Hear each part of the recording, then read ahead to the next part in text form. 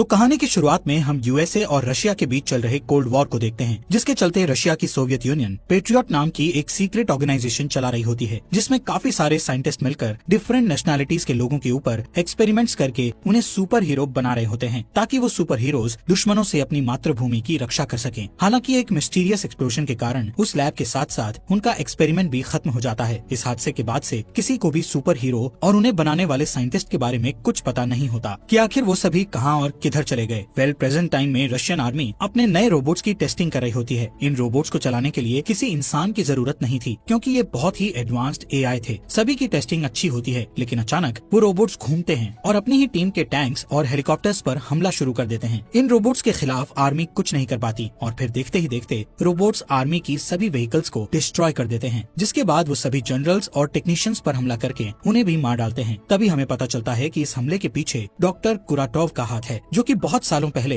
Patriot project के scientist में से एक था। डॉक्टर कुराटोव के पास काफी सुपर पावर्स आ चुकी थी, जिनसे वो बिजली पैदा करके मशीनों को कंट्रोल कर सकता था। वो उन सभी रोबोट्स को कंट्रोल करके अपने साथ ले जाता है। कुछ समय के बाद मिनिस्ट्री ऑफ डिफेंस इस इंसिडेंट के बारे में जानकारी निकालने के लिए मीटिंग करती है, जहां मेजर जनरल निकोलाई सबको कोल्ड वॉर के दौरान हुई घटनाओं के बारे में बताते हैं कि 1940 में कुराटोव नाम का डॉक्टर पेट्रियट प्रोजेक्ट के टेक्नोलॉजीज डिपार्टमेंट में इंचार्ज था, जहां कुराटोव मॉड्यूल 1 नाम के एक ऐसे प्रोजेक्ट पर काम कर रहा था, जिसमें एक रिमोट के द्वारा किसी भी व्हीकल को कंट्रोल किया जा सके, पर उसका एक्सपेरिमेंट फेल हो गया, जिसके कारण उसका प्रोजेक्ट बंद करवा दिया। इसके बाद कुराटोव पेट्रियट प्रोजेक्ट के हेड प्रोफेसर विक्टर से जेलस होने लगा, क्योंकि विक्टर का इंसानों को सुपर पावर बनाने वाला एक्सपेरिमेंट सफल हो गया था। इसलिए कुराटोव ने अपने पर्सनल एक्सपेरिमेंट के लिए विक्टर की रिसर्च को चुराने का फैसला किया। असल में वो विक्टर को पीछे करके खुद को एक ग्रेट साइंटिस्ट बनाना चाहता था। इस कारण कई लोग उसके शिकार बन गए, इसलिए कुराटोव को अरेस्ट कर लिया गया, लेकिन वो किसी तरह भाग निकला और अपनी लैब में छिप गया। जिसके बाद आर्मी उसकी लैब पर गई, लेकिन कुराटोव ने उस जगह पर बॉम्ब लगा दिए थे, जिससे लैब में एक बड़ा एक्सप्लोजन हुआ और सभी लोग मारे गए। तब आर्मी जनरल्स को लगा कि कुराटोव मर चुका है, लेकिन कुराटोव बच गया था और इस एक्सप्लोजन से निकले केमिकल्स ने उसके शरीर को मॉड्यूल 1 एक्सपेरिमेंट में बदल दिया था। इसके बाद निकोलाई कहते हैं कि अब उसे हराने के लिए हमें उसके द्वारा बनाए गए सुपर हीरोज को खोजना होगा। इसी दौरान हम कुराटोव को आर्मी के गोदामों से उनके सभी व्हीकल्स और रिसोर्सेज को चुराते हुए देखते हैं। यहाँ मीटिंग के बाद ministry of defence patriot organisation को दोबारा ओपन करने का फैसला लेती है, जिसका चार्ज मेजर एलिना को दिया जाता है। एलिना अपनी टीम को ढूंढने का कहती है और इस मिशन का नाम द गार्डियंस रखा जाता है। अब जैसे ही उन्हें सुपर पावर्स की थोड़ी इन्फॉर्मेशन मिलती है, वो उनकी खोज में निकल जाते हैं, जहाँ सबसे पहले वो आर्मेनिया के एक हिडन टेम्पल में लेयर नाम के सुपर हीरो को ढूंढ निकालते हैं, जो कि यहाँ सन्यासी बनकर अपनी पुरानी जिंदगी को भुलाने की कोशिश कर रहा था। एलेना उससे पेट्रियट प्रोजेक्ट के बारे में बात करती है। तब लेयर अपनी पावर्स को दिखाते हुए पत्थरों को हवा में उठा लेता है और एलेना से कहता है कि मैं उस प्रोजेक्ट के साथ काम नहीं करना चाहता। लेकिन जब एलेना उसे बताती है कि कुराटोव जिंदा है, तो लेयर उनके प्रोजेक्ट में काम करने के लिए मान जाता है, क्योंकि लेयर को कुराटोव से बदला लेना है। इसके बाद वो ईस्ट कजाकिस्तान के लिए निकल जाते हैं, जहाँ हम खान नाम के दूसरे सुपर हीरो को देखते हैं। जब एजेंट्स हथियारों से भरी गाड़ियों के साथ उनके पास जाते हैं, तब खान अपनी पावर से बहुत तेजी से मूव करता है और सभी को तलवार से मार डालता है। तभी खान लेयर को देखकर रुक जाता है, जहाँ लेयर उसे भी कुराटोव से बदला लेने के लिए अपने साथ आने को कहता है। इसके बाद वो नॉर्दर्न साइबेरिया जाते हैं, जहाँ आर्सूस नाम का तीसरा सुपर हीरो जंगल में रह रहा था। आर्सूस जैसे ही कुछ सोल्जर्स को देखता है, तो वो एक जानवर में बदल जाता है, उन सभी को फेंकने लगता है। तभी इसकी नजर लेयर और खान पर जाती है। आर्सूस भी बदला लेना चाहता है, इसलिए वो भी उनके साथ शामिल हो जाता है। अब वो लास्ट सुपर हीरो को ढूंढने के लिए मॉस्को जाते हैं, जहाँ जीनिया एक फेमस परफॉर्मर बन गई है और वो अपनी पावर्स का यूज पूल में परफॉर्म करने के लिए करती है, क्योंकि जीनिया पानी में इनविजिबल हो जाती है। शाम को एक शो के बाद जीनिया खान को अपने ड्रेसिंग रूम में देखकर उस पर हमला कर देती है। तब खान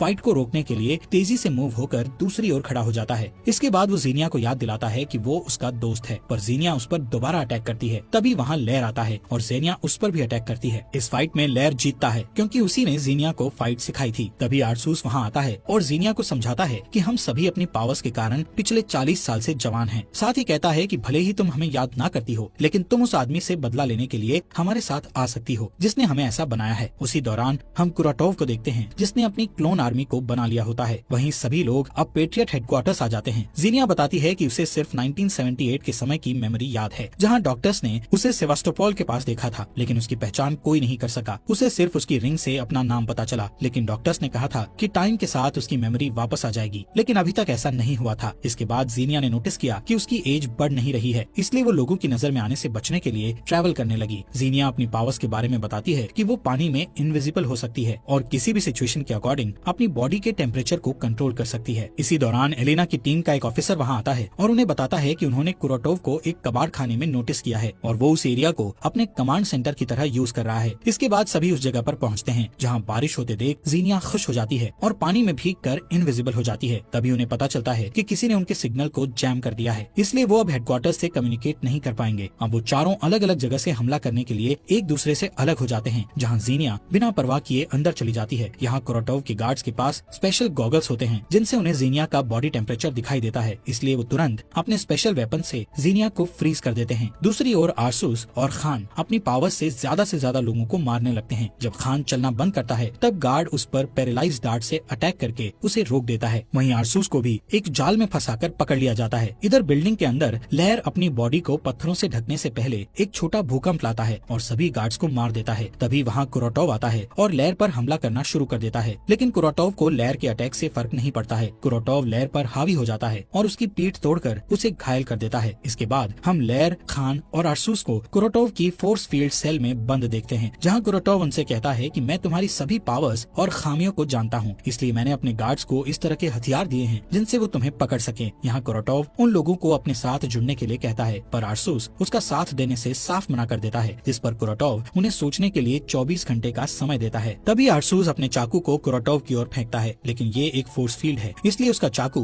वहाँ से बाहर नहीं निकलता। इसके बाद कुरोटोव उन चुराए हुए टैंक्स को इकट्ठा करता है और पूरे शहर पर उनसे अटैक कर देता है। इस अटैक के बाद न्यूज पर बताया जाता है कि आर्मी के सभी टैंक्स को चोरों ने चुरा लिया है, साथ ही उनका स्पेस ट्रांसमीटर भी चुरा लिया गया है। इसके बाद वो बताते हैं कि एक गुमनाम दुश्मन मॉस्को की ओर अपनी आर्मी ले जा रहा है, जिस वजह से शहर के सभी लोग शहर छोड़कर भाग रहे हैं। यहाँ हमें पता चलता है कि कुरोटोव ने जनरल डोलगोव के साथ सौदा किया था कि अगर वो सुपर हीरो को उसके हवाले कर देगा तो वो किसी भी चीज को अपने कंट्रोल में नहीं लेगा, पर कुरोटोव डोलगोव की डील को भूलकर उसे मार डालता है। असल में कुरोटोव अपने मॉड्यूल 2 प्रोजेक्ट को शुरू करने वाला था, जिसमें कुरोटोव उस ट्रांसमीटर को ओस्टेंकिनो टावर और फेडरेशन टावर से जोड़कर रशियन सैटेलाइट को सिग्नल भेजेगा और इस सिग्नल के जाते ही वो सभी सैटेलाइट्स को अपने कंट्रोल में ले लेगा, जिससे धरती पर मौजूद सभी चीजें उसके कंट्रोल में आ जाएंगी। इस बीच एलेना लेयर को वापस हेडक्वार्टर ले जाती है। जब लेयर ठीक हो जाता है तब एलेना को बताता है कि मैं जब बेहोश था तब मैं अपनी बेटी को देख रहा था। लेयर बहुत दुखी होकर बताता है कि मैंने अपनी बेटी को बूढ़ा होते हुए और उसे अपनी नजरों के सामने मरते हुए देखा है। असल में लेयर के पास सुपर पावर होने से उसकी उम्र नहीं बढ़ रही थी, जिस कारण अब वो बहुत दुखी हो चुका था। इसके बाद एलेना से मिलने कुरोटोव का पुराना लैब पार्टनर विक्टर आता है। विक्टर बताता है कि वो इतने सालों से छुपा हुआ था, पर जब उसने न्यूज पर कुरोटोव को देखा तो वो वहाँ आ गया, क्योंकि उन लोगों को कुरोटोव को रोकने के लिए विक्टर की हेल्प जरूर पड़ेगी। यहाँ विक्टर तुरंत लेयर को ठीक करने का काम शुरू करता है। साथ ही एलेना को कुरोटोव की सीक्रेट लैब का पता बताकर बाकी के सुपर हीरोज को बचाने का कहता है। इसके बाद एलेना की टीम उस लैब के अंदर घुसकर सभी गार्ड्स को मार देती है और गार्डियंस को आजाद कर देती है। तब खान कुछ कहे बिना वहाँ से चला जाता है। वहीं कुरोटोव उन दोनों टावर्स को शहर से ले जा रहा होता है। इधर एलेना आरसूस से बात करती है। तब आरसूस बताता है कि वो जीनिया के लिए परेशान है, क्योंकि कई सालों बाद वो जीनिया से मिला, लेकिन जीनिया को कुछ भी याद नहीं है, इसलिए उसने जीनिया से दूरी बनाने का फैसला लिया है। इसके अलावा आरसूस अपनी बॉडी के चेंजेस से परेशान होकर कहता है कि वो हर दिन जंगली जानवर बनता है, इसलिए उसे डर है कि कहीं वो हमेशा के लिए जानवर ना बन जाए, जिस पर एलेना उससे वादा करती है कि वो कभी ऐसा नहीं होने देगी और शायद विक्टर उसका इलाज ढूंढ सकता है। इधर विक्टर कुरोटोव की सीक्रेट लैब में उसके क्लोन्स पर स्टडी कर रहा था, जिस दौरान कुरोटोव वहां आता है और विक्टर पर धोखा देने का आरोप लगाते हुए कहता है कि तुमने अकेले काम करके सुपर हीरोज के रिजल्ट को निकालकर मेरे साथ गलत किया। इसके बाद कुरोटोव कसम खाता है कि वो पूरी दुनिया को बताएगा कि असली जीनियस कौन है। ये कहकर वो एक जहरीली गैस लैब में छोड़ देता है, जिससे विक्टर की डेथ हो जाती है। बाद में कुरोटोव दोनों टावर्स को जोड़कर स्पेस ट्रांसमीटर को सेट करता है। अब जैसे ही वो पावरफुल मशीन को एक्टिव करता है तब पेट्रियट सिस्टम उसे डिटेक्ट करके कुरोटोव के प्लान को समझ जाता है, इसलिए वो उसे रोकने के लिए फाइटर प्लेन का एक ग्रुप भेजते हैं, जिस पर कुरोटोव आर्मी के चुराए रोबोट्स को फाइटर प्लेन के ऊपर गोली चलाने के लिए कहता है, जिस कारण सभी प्लेन बुरी तरह तबाह हो जाते हैं। दूसरी तरफ बिल्डिंग के ऊपर खान को देखते हैं। तब एलेना उससे उसकी परेशानी पूछती है, जिस पर खान बताता है कि उसका एक भाई था जो अच्छा फाइटर था और खान उसी की तरह बनना चाहता था। फिर उसे कुरोटोव मिला, जिसने उसे पावरफुल बना दिया।